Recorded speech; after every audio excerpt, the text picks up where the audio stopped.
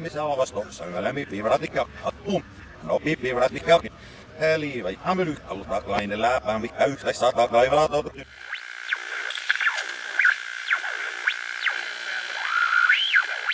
Servuska haidis on limadu chiero. Nyt kun tuo talvi alkaa taas sieltä hyökkimään päälle, niin alkaa tulla kylmä ja viileä, niin kaikki tarvii pipon.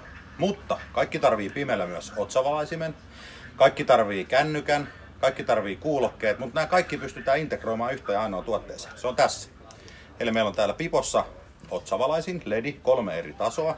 Ja täällä on myös kuulokkeet täällä näin, ja ne toimii Bluetoothilla. Eli sulla voi kännykkä olla tuolla taskussa, kun sä painelet menee tuolla pakkasessa. Ja sit kun se puhelin soi, niin sä voit vastata tosta noin ja puhua. Kädet voi olla lämpöisessä taskussa tai hanskat kädessä. Ja siitä voi lenkillä kuunnella musiikkia. Eli oikein monipuolinen tämmönen kiva uutuuspipo. Ja tämähän on tietenkin ladattava, että tänne ei tarvitse mitään paristoja latoa täyteen. Ja meillä on täällä näitä. Tää on oikein hyvä lahjaidea myös pukin konttiin. Ja sit jos on itsellä aivan liikaa rahaa taskussa tai raakaa lihaa, niin niin voihan tämä nostaa itsellekin. Tää on halpa, 25 € verolla ja täältä niitä löytyy, että tervetuloa ostoksille.